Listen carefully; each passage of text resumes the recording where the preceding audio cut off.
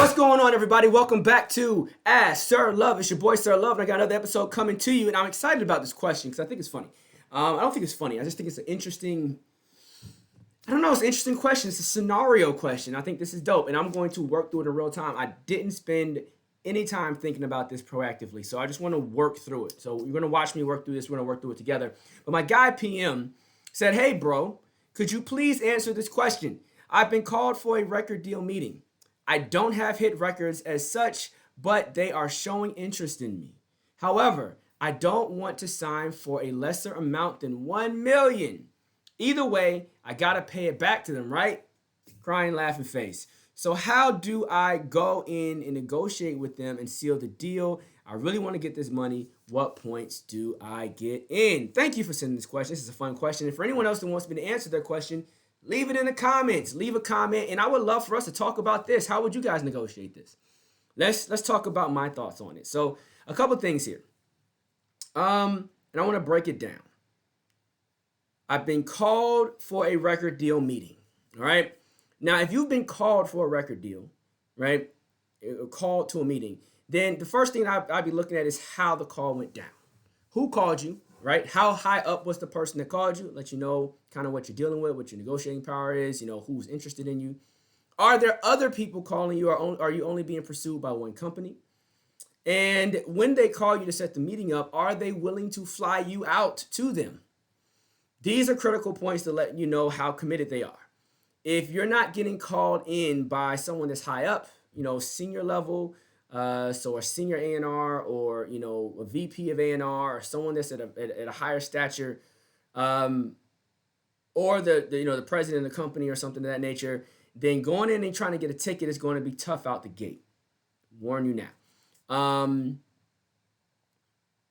Second, if you're not getting calls by a bunch of other labels, it's going to be hard to kind of pit labels against each other and say, I'm getting this from this person, I'm getting this from this person, to kind of push the numbers up. If you get into what is called a bidding war, where record labels are bidding against you, and you're kind of putting one label against the other, and they're all trying to get the highest bid and offer you the best deal. Some will throw the most money at you. Some will say, I can't throw that type of money at you, but I can get you this type of deal, right? All these different things that you have to think about. And a lot of times, we're going to get to the money, because a lot of times it's not about the money, it's about the deal, right? But just going into it, we're talking about a very high stakes deal. And the question here is, how much interest is in the marketplace for what you're doing, right? I don't have hit records as such, but they're showing interest in me. So if you don't have hit records, but they're showing interest, that's going to mean a couple things. It means A, you were doing a shot, you were being shopped. You went to all the labels. You went to each label and someone was able to get you a meeting and now they're calling you back.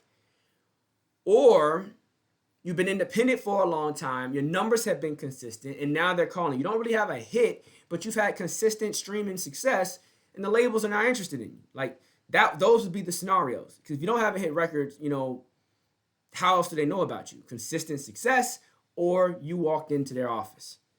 All right?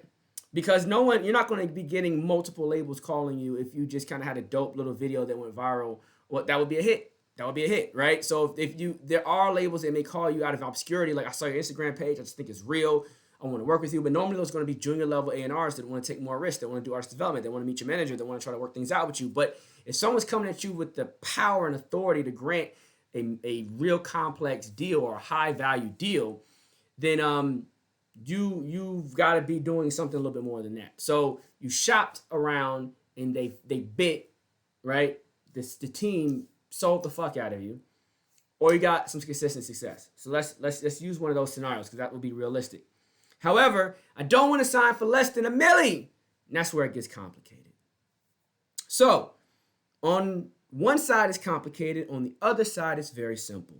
Side number one, let's go with simple first, because if you're trying to get the quickest way to $1 million, then you want to come with a team that is very, very, very business oriented, that understands the numbers in reference to the analytics of the streams and the views and the clicks and all the other type, streams, views, plays, follows, all of that.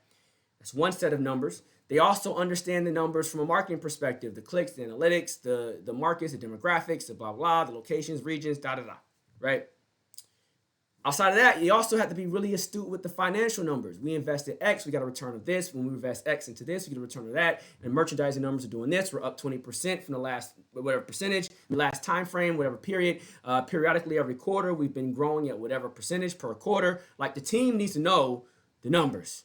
You can't sell anything in life if you don't understand the product and the numbers, right? Because you're going into something saying, I know what this is worth, and I know that I'm trying to get more than it's worth.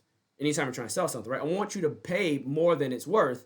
But if the person you're selling to also knows the numbers, then they're going to try to beat you down. And you have to know at what point would you be taking a loss, and at what point are you cheating the system and winning.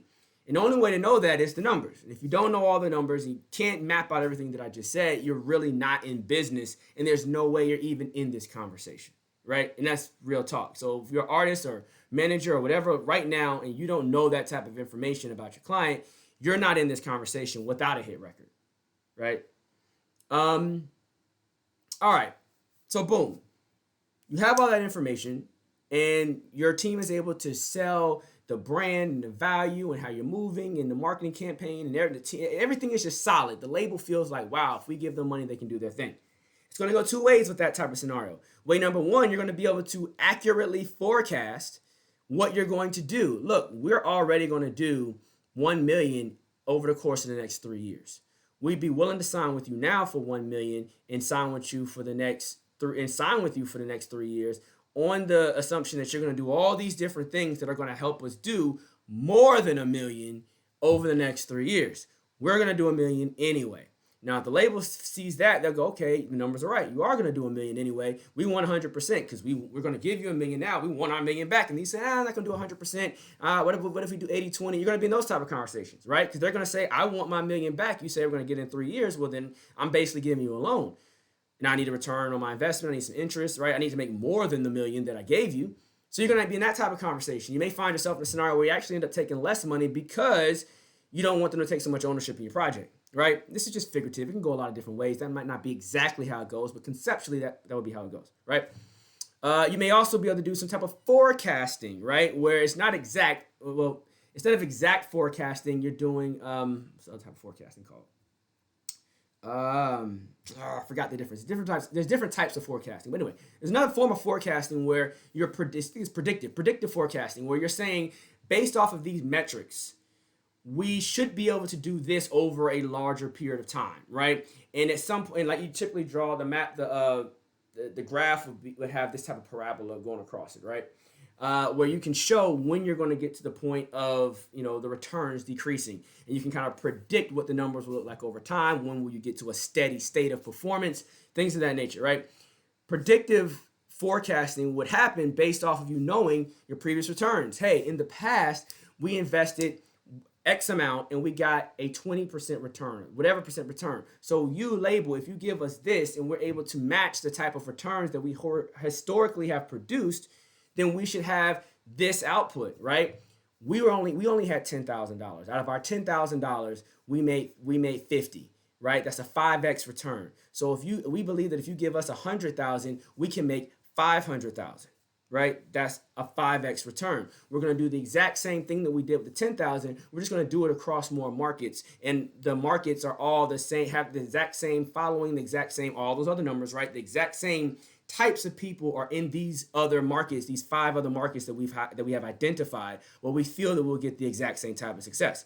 We can do it with or without you. If we do it without you, it's going to take us a year to recoup the 50,000 so that we can reinvest. But if we do it with you, we can do it all now, make more money quicker, and then we can cut you off for being a part of the deal, right?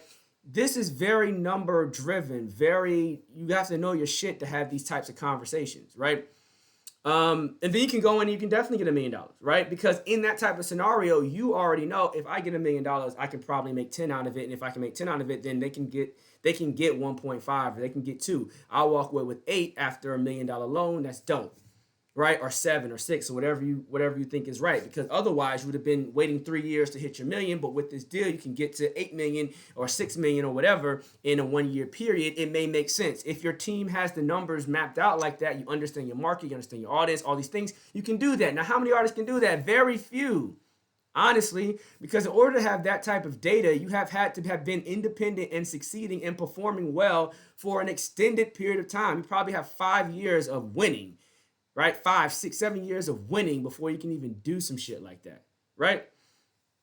All right. That's one way to get the $1 million deal. That's the simple way, right? The more complex way to do it would be to bet on the brand and to do all of your forecasting against other brands like yours that have succeeded in the past, right? Or that are currently succeeding in the present, and to bet on the team, pitch how proficient your team is. This person in my team worked for X company. This person did this person. So your team has to be really efficient, right? If you have people on your team that already have proven success in the music business, I mean, everyone, my graphic designer has done this, my publicist has done this, my manager has accomplished that, my producer has accomplished this, my so-and-so has accomplished that. You can stand on the merit of your team and all the accolades that they have achieved to push yourself into a scenario where you may be worth more than any other artist that came in without said team. And if you can compare yourself, right, benchmark, if you benchmark and do the same type of predictive forecasting, but you benchmark someone else's success. Benchmark meaning you look at what someone else did and you draw parallels between what they're doing and what you're doing. You can use that to showcase your value long term. That would be the type of conversation you'd have after shopping. So the first shopping deal, the first time you went shopping, they already heard the records, they saw the brand, they feel like it's dope. They're calling you back like, yeah, we're gonna give you our standard deal. We have 3 standards. It's a $30,000 deal, $100,000 deal, and $200,000 deal, and we feel like you're worth the $100,000 deal. You're trying to push for a whole ticket. You're trying to now provide information that they might not have gotten the first time. When you shop the records, they said, who's on the production? Oh, this platinum producer. Oh, okay. Who's on this record? Same platinum producer. But the next time you come in, you may say, I'm also working with 3 other platinum producers. My management team, last time you met this manager, but my lawyer is also this person. You already know my management team, but you don't know them. I'm already signed to a booking agreement with this booking agent. I'm already, right? You start to showcase more information that they may not have gotten the first time that makes you, more appealing, right? This is how you would go about having that conversation. So you're not just getting a ticket just because you think you're dope, your shit's fly, and you're the guy. It is a business conversation. If the label can see guaranteed success, of course they'll do the deal every day, every time. That's how Nipsey Hussle went in there and got whatever the fuck he wanted, right? He had a proven track record of success, right? Someone like Mac Miller, rest in peace, could go in and get whatever he wanted when it was his time, right? If Russ decides to sign a record deal, he can get whatever the fuck he wants. If Tech Nine decides to do a deal, he can get whatever the fuck he wants. There's a whole bunch of people. There's a couple of R&B singers out that are dope right now that are independent, and some of them can probably get what they want, right? And so it just depends on all the things that I mentioned. I don't want to repeat it all over again, but there will be a simple way of doing it. Meaning you have a lot of data, you have a track record, and there'll be a complex way of doing it. And the way that most people like to think about it is, my record's huge, it's the hottest thing out here, I want a ticket. And even if you had a hit record, in your example, you are not asking if you had a hit record, but a glimpse of that, even if you had a hit record, it would mean that your team has been working the hit record. Because the hit record, the label will probably come in really early, try to undercut you, buy the record out from you, put you in a single deal, and then you're going to lose all the value of the record anyway. If you wanted to get a ticket off the record, they have to feel like they're going to make way more than a ticket out the deal, right? So, and then you got to put it in streaming numbers. Put it in streaming figures, guys, right? I'll do this for you real quick, right? So we know that it takes about 1 million streams to make $4,000 to do $4,000, right?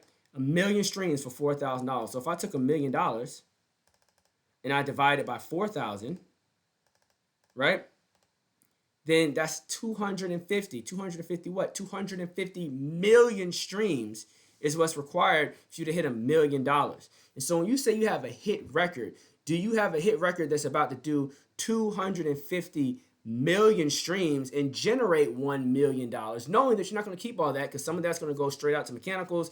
People might have points, you might have this, you might have that, right? So you probably got to do more than 250 million streams on that one record or on that one album, right? When you say I got a hit and you want $1 million, that's how they're looking. Oh, this is going to do 250 million. And let's just for shits and giggles, let's look up acts right now.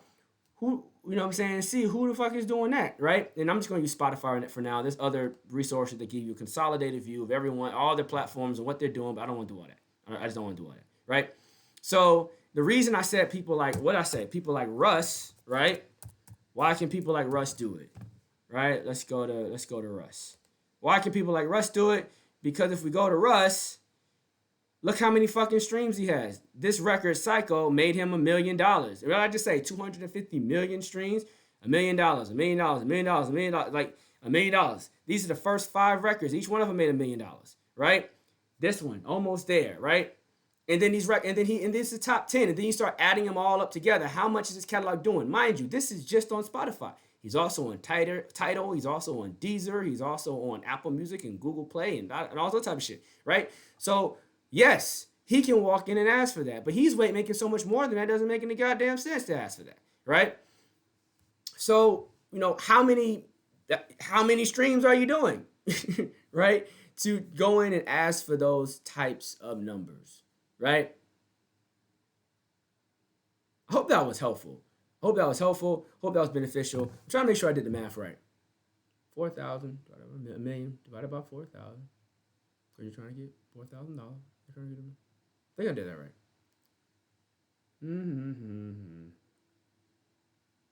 Pretty much sure I did that right, off the top of my head. But if I didn't, someone let me know. Correct me. I might have put a O in the wrong place or something like that. But regardless of which, you get the concept, right? If your record cannot make the money back, if your record cannot make the money back that you're asking for, the label's going to be ahead of that, and they're not trying to do the deal. They want to give you money and make money off of you. So if they're not going to make money off of you, then they don't want to do the deal. They're also going to think about what they have to do to make the record expand. So that means I'm investing in marketing, I'm investing in radio, I'm investing in all these different things, and I'm investing in that in a global scale. Like I said in another video, when I was in Roddy Ricch's in the box record, that fucking record, I told you I went to Germany, then I went to London, then I went to Singapore, and I went to Malaysia, and I did all of that in a 45-day period. I was in each place, 30-day, 45? 30-day period, 45, something like that day period. I went from one place to the next before I came home. And that fucking record was going off in all those different places. And this was January 2020, right before fucking COVID. So I went out there and saw COVID before it came. It was like, came back and told my wife, oh shit, I just got back from Asia and the shit over here is about to fuck us up, which is a whole nother conversation. And my wife was like, what do you mean? And I'm like, yo, it's coming. I came back in February. By March, they had shut the United States down. So, you guys get the point, man. I hope that was helpful. PM, thank you for asking a great question. I really feel like that brought something out. I hope that was a good discussion. I think we should call this How to Negotiate $1 Million Record Deal. Ooh, I like that title. That's what we're going to call this. Thank you, PM. Appreciate you, man. You guys enjoy the rest of your day. If you want me to answer your question, leave a comment below. Leave a question in the comments. I will answer your question. Go check me out on www.phasevi.com. I got all sorts of documents and info packs and information that can help you win and succeed in the music business so that you can negotiate a $1 million deal. Because a lot of stuff that I'm talking about, you don't even know how to do, and I've written down how to do and made it available to you. So please go get that type of information. And then also, if you yourself feel like you have certain assets, let's talk about your status. What do you think you can negotiate for today? Looking at your numbers and your analytics, what can you negotiate for? Let's talk about it. I don't know everything, but I know a lot about a little bit about a lot. Always trying to give you guys everything that I got right here on Phase 6. The name is Sirr Love. Appreciate you. I'm out.